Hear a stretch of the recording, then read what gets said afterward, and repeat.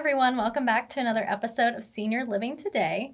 Today I have Diana Wilson with me. She is the Director of Nursing for our Springfield Masonic Community. Diana, thank you so much for joining us today. My pleasure. Would you mind telling me just a little bit about yourself, how long you've been with Springfield Masonic Community? I've been a nurse for going on 31 years. I've been here at Masonic for 6 years. Started out as a clinical manager down in Pathways. And then became the director of nursing. I have a history of director of nursing and then took this role when it was available. Well, we're so happy to have you, Thank you. on our team. So today we're going to talk a little bit about brain health. So one of the first things I want to discuss is how would you define Alzheimer's and dementia?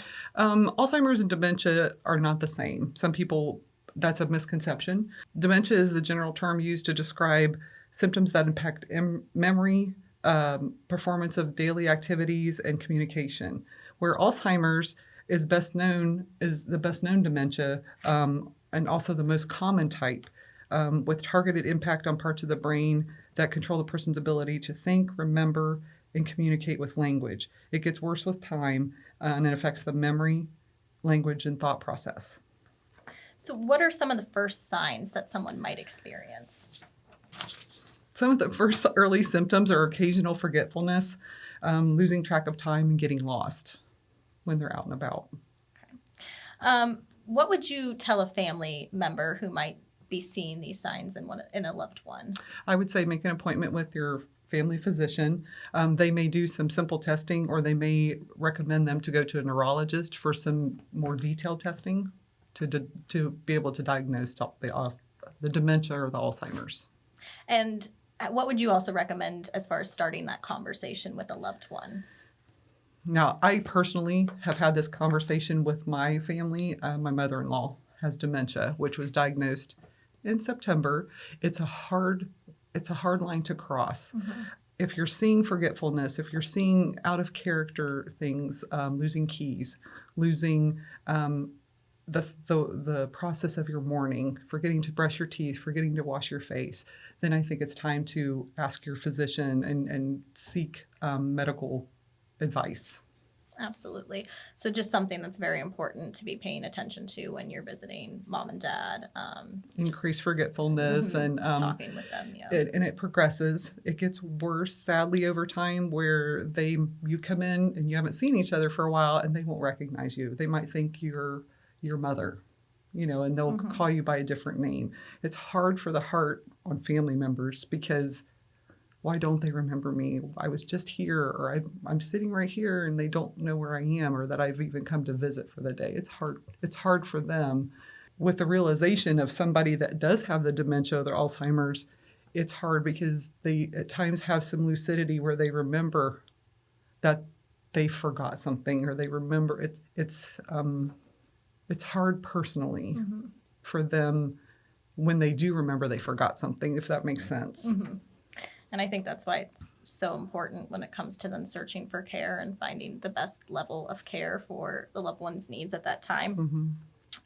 So when that time comes, when you do decide as a family member that you need to move somebody into memory care, what would you tell them to look for when looking for a facility? I would tell them to look for a secure environment, warm colors, open to where the resident, when they get to a point where they want to walk around and it's a safe, kind of a circular environment, there's no corners, there's no ways to get lost. And our Pathways facility at Springfield is set up that way. It is, correct? absolutely. It's in a circle. People can, safely wander. They may come visit each other. They have their own rooms. Privacy and dignity is still just as important as it would be for someone with no dementia or Alzheimer's. Absolutely. What about nursing staff? What should they be looking for in the care that they're receiving at a community? They should make sure that the staff is well trained in the dementia care, learning how to redirect, divert, change the subject. The easiest things is to have a frustrated resident who has an increase of behavior because they're agitated, they can't find their car. You want a staff member that can easily and calmly redirect them and say, your car's in the shop, let's go for breakfast, or let's go, take a walk. Somebody that treats them as normally as possible, like they're their family.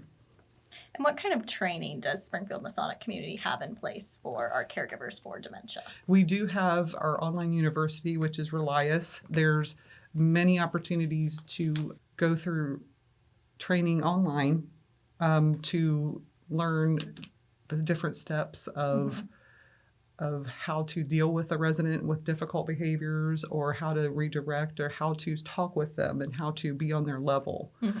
We also have embodied labs that has an opportunity to step into the shoes of someone with dementia and feel what they feel, and that makes you understand them and have more compassion. So it kind of helps them to center their care around how that person is actually feeling. Absolutely. And gives them a different perspective and Yes. outlook on it.